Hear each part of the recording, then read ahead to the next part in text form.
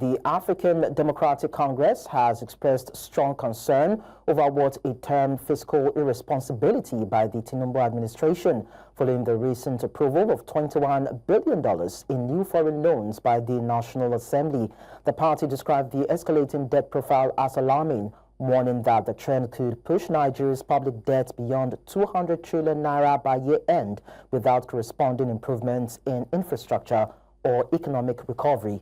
The statement, signed by ADC's National Publicity Secretary Bolaji Abdullahi, accused the Tinubu-led government of adopting a borrowing strategy that, in the party's view, exceeds that of the previous administration with little transparency or long-term planning.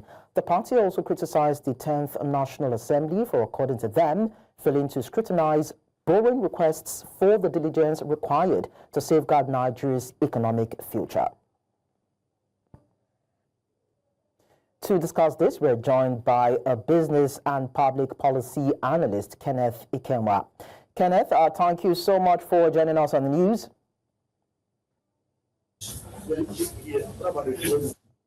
Now, irrespective of the possible ballooning of the debt ceiling, this administration continues to borrow, but that doesn't matter based on spending focus.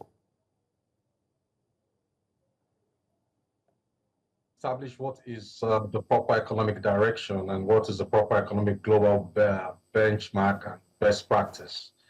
And by that, I mean that it is important for us to reiterate that there is really, in its entirety, no country in the modern world that can actually survive without debt. Even the most developed countries have excess of debt and have to grapple with debt. But the real question is that when it comes to developing countries, we usually have this problem of actually managing this debt and actually making sure that the purpose for which some of these loans are being acquired without caution actually go for the proper direction.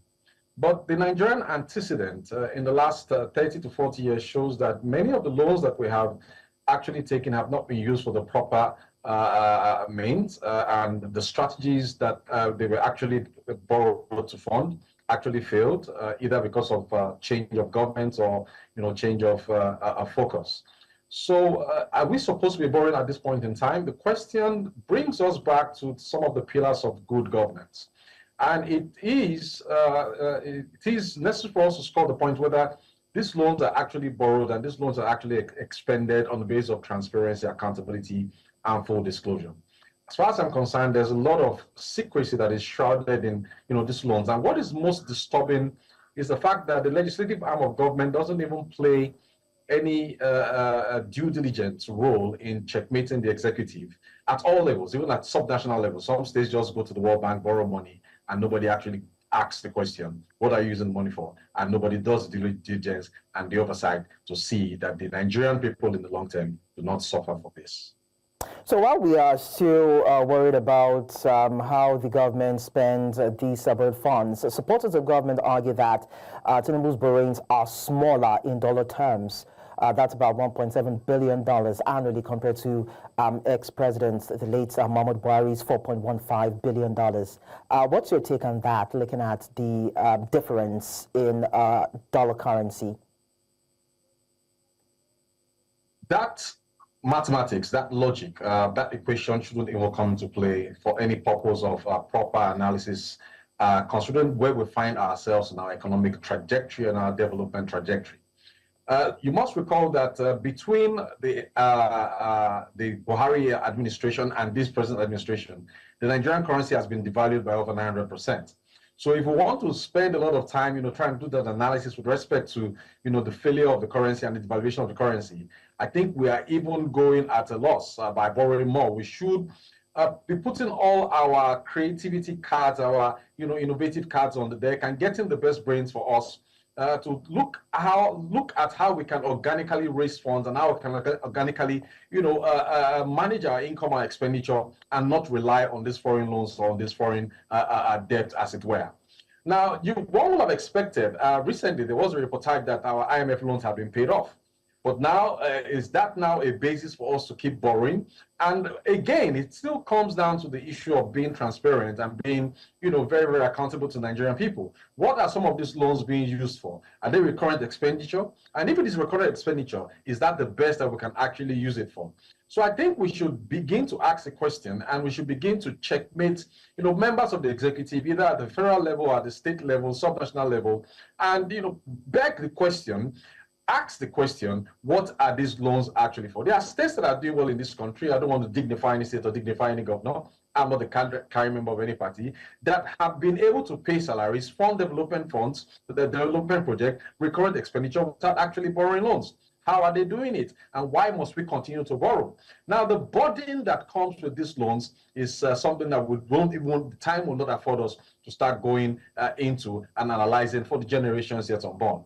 But I would have expected that with the new reforms and with the saving of a lot of funds from the removal of subsidy and the new tax bill that is coming in, the government will have actually been, head above heels, blowing its trumpet and actually saying we're having enough and we don't need to borrow this much. But let's see how the event unfolds. But like I said, the culprit in this matter is actually the legislative arm that fails to do its due diligence and just gives the executive a blank check to always borrow at will, and that means that it's the legislative subject to the whims and caprices of the executive. Let's see how it unfolds and how things evolve.